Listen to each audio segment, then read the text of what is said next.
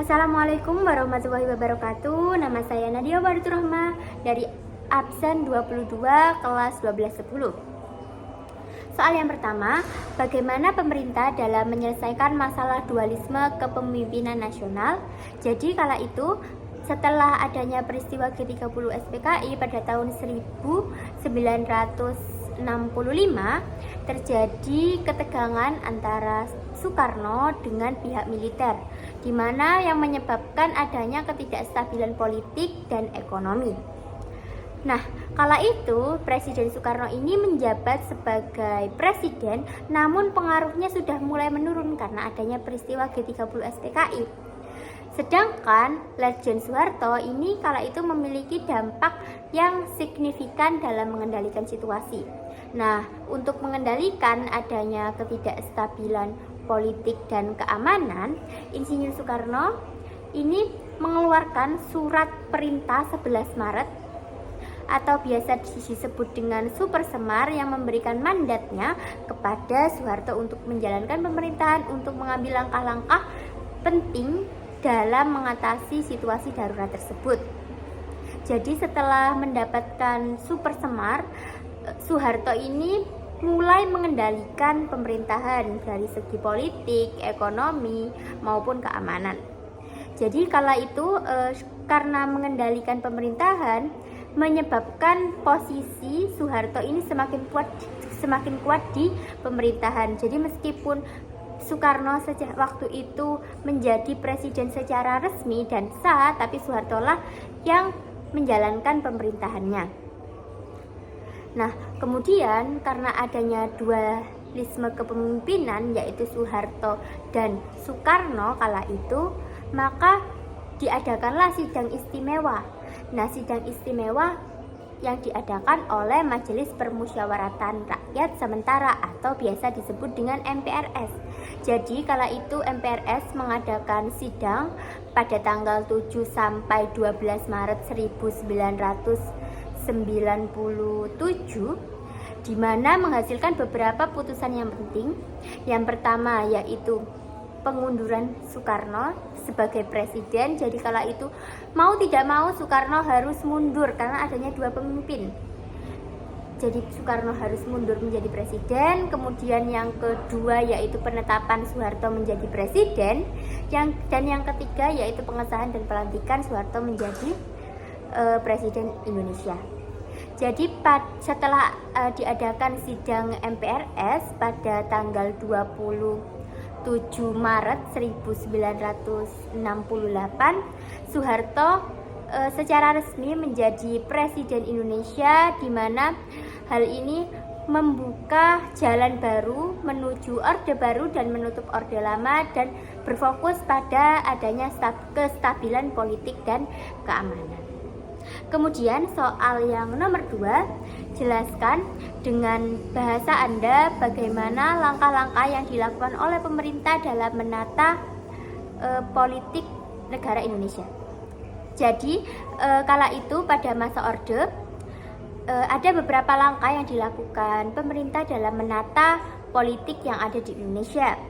Yang pertama yaitu pembentukan Kabinet Ampera atau pembentukan Kabinet Pembangunan. Jadi Soeharto kala itu karena terjadi ketidakstabilan ekonomi dan politik, kemudian Soeharto membentuk Kabinet Kepembangunan yang bertujuan untuk paling pentingnya yaitu menstabilkan adanya ekonomi. Ekonomi kala itu yang tidak stabil, jadi distabilkan. Jadi Soeharto menunjuk beberapa pejabat dari beberapa kalangan untuk bergabung dalam menyukseskan Kabinet Pembangunan tersebut. Kemudian yang kedua yaitu penghapusan organisasi serta partai yang ada. Tapi tidak semua. Jadi kala itu ketika ada partai atau organisasi yang menentang jalannya pemerintahan, yang mengganggu adanya pemerintahan berjalan, maka pemerintah menghapus partai-partai tersebut. Jadi hal ini bertujuan agar pemerintah ini berjalan dengan mulus, jadi berjalan dengan lancar tanpa adanya partai-partai atau organisasi-organisasi yang menghambat adanya pemerintahan. Kala itu salah satunya yaitu PKI. Jadi karena PKI ini kontra dengan pemerintah, maka pemerintah ini menghapus PKI. Tidak hanya PKI-nya saja, namun keturunan-keturunannya kala itu juga dihapus oleh pada zamannya Soeharto. Kemudian yang ketiga yaitu pengelompokan serta pengklasifikasian penyempurnaan partai. Jadi kala itu hanya ada 3 partai besar, yaitu PDI, Partai Demokrasi Indonesia, kemudian PPP, Partai Persatuan Pembangunan, serta Partai Golkar atau Partai Golongan Rakyat. Jadi partai-partai yang lain ini menjadi satu, jadi bergabung dengan 3 partai ini. Nah, namun meskipun ada 3 partai besar, namun Partai Golkar lah yang mendominasi kala itu, karena kala itu presidennya Soeharto dan Golkar lah menjadi kaki tangannya Soeharto. Jadi yang paling berpengaruh besar kepada pemerintahan yaitu Golkar. Kemudian selanjutnya yaitu adanya pemilu. Jadi pada kala itu terjadi adanya pemilu, jadi sudah ada pemilu, namun berbeda seperti yang sekarang. Jadi kala itu pemilu ini rakyat bukan memilih langsung presidennya, namun hanya memilih partainya saja. Jadi partainya yang akan mengajukan calonnya. Jadi mana partai yang menang, maka partai itu bisa mengajukan calonnya menjadi presiden. Nah, pada masa Orde Baru kala itu pemilu ini terjadi banyak kecurangan dan manipulasi. Kenapa hal itu demikian? Karena selama beberapa tahun yang ada itu Golkar lah yang selalu menang pada pemilu tersebut. Hal ini dikarenakan kala itu presidennya Soeharto, kemudian Golkar lah kaki tangannya, jadi dimanipulasi bagaimana nanti Golkar lah yang menang dan Soeharto menjadi presiden lagi. Jadi kala itu ketika ada suatu desa memiliki suara yang paling banyak, Soehartonya, maksudnya partai Golkarnya, maka desa tersebut nanti ketika Soeharto menjabat menjadi presiden, maka karena desa tersebut punya suara banyak Golkarnya, maka desa tersebut akan lebih diunggulkan pembangunannya. Kemudian diwajibkan pada pejabat-pejabat negara, pegawai-pegawai negara itu diwajibkan, maksudnya disuruh, diarahkan untuk memilih partai Golkar. Sehingga karena hal tersebut adanya tidak transparan pemilunya, dan selama 3 dekade lebih Golkar lah yang selalu menang dalam adanya pemilu. Kemudian yang selanjutnya yang dilakukan oleh pemerintah yaitu dwifungsi ABRI. Jadi ABRI ini kan tugasnya mengatur keamanan dan pertahanan, di mana pada masa Orde Baru tugas ABRI lebih daripada itu. Jadi ABRI memiliki tugas ganda, yaitu selain menjaga pertahanan dan keamanan, jadi ABRI ini memiliki kekuasaan, jadi memiliki kewenangan terhadap adanya politik. Jadi hal ini bertujuan agar rakyat-rakyat ini tetap mendukung oleh pemerintah. Jadi ABRI ini diberikan wewenang dalam ikut berpartisipasi, tidak hanya keamanan dan pertahanan saja, tapi masuk dalam politik yang ada. Jadi tugas ABRI itu lebih daripada keamanan. Jadi pemerintahan, masalah politik, ABRI juga memiliki kewenangan. Kemudian yang selanjutnya yaitu adanya penghayatan Pancasila. Jadi adanya penghayatan dan pengamalan Pancasila. Jadi kala itu ideologi Pancasila ini diwajibkan oleh Soeharto untuk diikuti oleh seluruh masyarakat Indonesia. Jadi Soeharto tidak memberi celah kepada ideologi lain untuk masuk ke Indonesia, seperti komunisme itu tidak diberikan celah. Jadi ketika ada organisasi atau seperti PKI itu kan memiliki ideologi komunisme, maka oleh Soeharto itu dilarang untuk masuk atau disebarkan di Indonesia. Jadi satu ideologi yang ada yang harus diamalkan dan dihayati oleh masyarakat Indonesia kala itu yaitu Pancasila. Jadi setiap masyarakatnya wajib menganut ideologi Pancasila. Kemudian yang terakhir mengenai media. Jadi media kala itu pada zamannya masa Orde Baru tidak sembarangan disebarkan ke rakyat, namun masih diseleksi dulu. Berita-berita yang ingin disebarkan ke radio, koran itu masih diseleksi dulu pada ke pemerintah. Jadi pemerintah yang menyeleksi, pemerintah yang menentukan mana berita yang boleh disiarkan atau disebarkan ke masyarakat. Jadi kala itu berita yang disampaikan ini tidak ada yang menjelek-jelekkan pemerintah, namun malah membaik-baikkan pemerintah. Hal ini bertujuan agar rakyat bisa terus mendukung jalannya pemerintahan, agar rakyat bisa pro kepada pemerintah. Jadi tidak sembarangan berita ini bisa disebarkan, namun masih diseleksi dulu oleh pemerintah.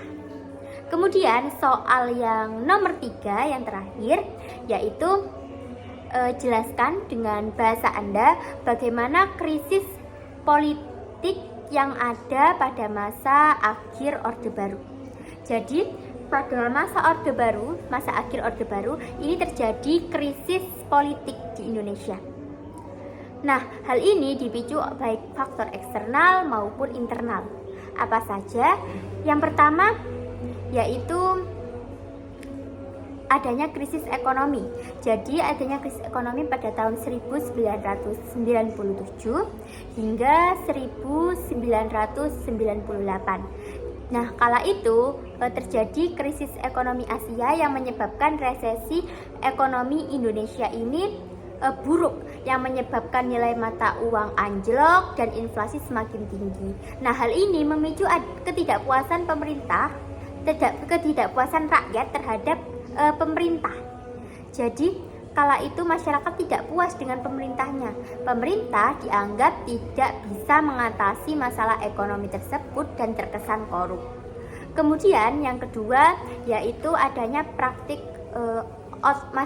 pemerintah yang otoriter dan adanya KKN, kolusi, korupsi, dan nepotisme. Jadi kala itu pada masa Orde Baru masyarakatnya pemerintahannya terkenal sangat otoriter, kekuasaannya terpusat pada Soeharto. Jadi adanya hak demokratis ini dibatasi, kemudian pers itu dibatasi juga, kemudian adanya oposisi politik terus ditekan sehingga tidak bebas dalam berpendapat atau beroposisi dalam mengkritik pemerintah ini kala itu tidak bebas. Selain itu adanya praktik KKN, korupsi, kolusi, dan nepotisme ini semakin merajalela di kalangan pejabat. Jadi pejabat-pejabat kala itu banyak melakukan korupsi, di mana pejabat-pejabat kala itu semakin kaya dan masyarakat biasa semakin terpinggirkan. Nah, hal ini karena penyalahgunaan kekuasaan menyebabkan masyarakat tidak puas terhadap pemerintahnya. Kemudian yang ketiga adanya protes dan reformasi. Jadi pada tahun 1900-an itu sudah mulai adanya reformasi yang sudah mulai masuk. 1990-an itu sudah mulai adanya reformasi. Jadi media-media ini sudah mulai masuk, baik media dari luar maupun dari dalam ini sudah mulai masuk ke masyarakat. Nah, karena masyarakat yang merasa tidak puas kepada pemerintah sehingga masyarakat ini melakukan demo secara besar-besaran baik di Jakarta maupun kota-kota besar lainnya. Dan puncaknya pada tahun 1998 di mana para mahasiswa dan rakyat, masyarakat sipil biasa ini turun di jalanan untuk melaksanakan demo menuntut adanya pengunduran Presiden Soeharto.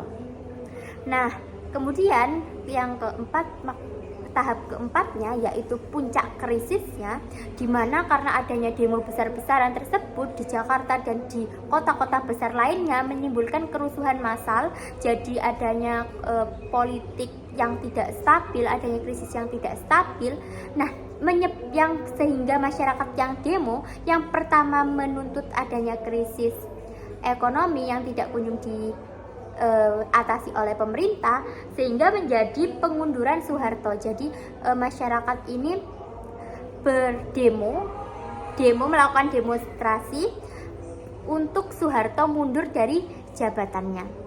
Sehingga kala itu pada tanggal 21 Mei 1998, Soeharto mundur dari jabatannya setelah 32 tahun berkuasa dan menyebabkan berakhirnya masa Orde Baru dan membukalah reformasi yang ada. Pada intinya, kesimpulannya, kala itu krisis politik yang terjadi pada akhir Orde Baru itu disebabkan oleh yang paling pertama yaitu ketidakpuasan masyarakat terhadap pemerintahan kala itu yang disebabkan oleh KKN, kemudian pemerintahan yang otoriter dan krisis ekonomi.